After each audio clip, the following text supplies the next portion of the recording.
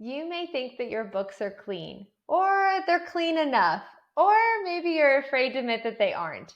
But our new clients have some things in common, especially when it comes to the need for cleanup. I'm Jessica Krause with New Life Accounting, and this is Build What Lasts.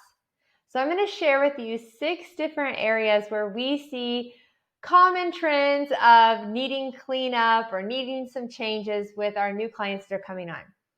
And these contractors that are coming on may be $2 million contractors, they may be $15 million contractors, they may be $50 million contractors. It does not matter the size, we still see these same mistakes. So number one is they are recording and they're accounting on their books as cash basis. Or maybe they're doing a cash and accrual hybrid. We need to make sure that everyone is doing an accrual basis of accounting for their books. Typically, their surety agents, their bankers, any other third party that's requesting financial statements are going to want to see those on an accrual basis.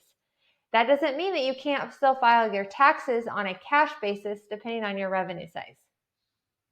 Number 2, how interest expense is getting recorded.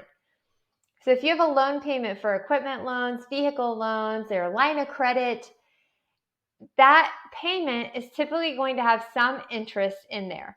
And what we see is that the entire payment is being allocated to the principal of the loan. So we want to make sure that those payments are getting broken out and that interest expense is being recorded correctly. The third area is depreciation. A few different things that are happening with depreciation. One, and the most common, is that they wait until the very end of the year until their tax accountant gives them the journal entry to record the depreciation.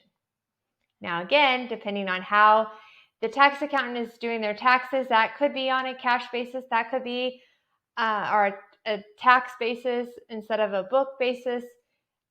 So there's some discrepancies that could be there. Also, they don't know how much or what assets should be depreciated.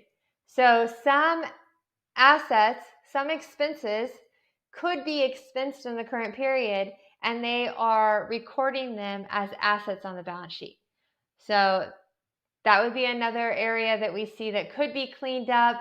We need a process for how we are recording our fixed assets. Number 4 is job costing is recorded to incorrect and inconsistent accounts. So we have costs that are directly associated with the job, but they're showing up as indirect costs. Some of them may be showing up as overhead expenses.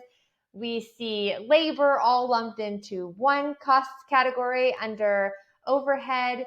We see some inventory items that are being assigned to a job allocated in indirect or small tools or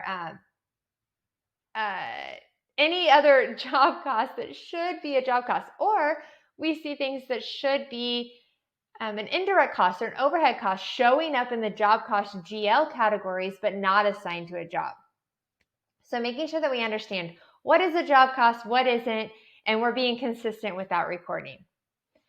The other issue kind of ties into that job costing. It's the tools and equipment. So when you're a brand new contractor and you don't have a lot of capital, you don't have a lot of cash to purchase equipment, maybe you're renting them. And when you rent them and you get those invoices for the rental, you're assigning them to the job costs. Well, as you grow, you start to have more money and you're able to buy your own equipment. But what you don't do is you don't assign a cost back to your projects. You're not tracking your equipment. You don't understand what the maintenance costs are and how to allocate that back to jobs. So that's a huge cleanup area and an area that needs a lot of work when we see clients coming on. Number 6 is entering transactions in past reporting periods. So maybe an invoice sat on a project manager's desk for a long time. Maybe a billing didn't get approved in the period that it should have.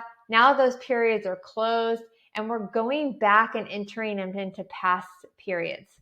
Or we do a voided check and we void it in the period that it was cut, and maybe that was a year ago. Okay, so we're opening up an old period that's already been closed out, already had financials issues, issued, and now we're causing a big mess in that sense. So we want to make sure that we have a good, strong close process and we're following that monthly close process. Any transactions that didn't get in that period are now moved into the current period. So a lot of different areas where we see some improvement areas for your businesses.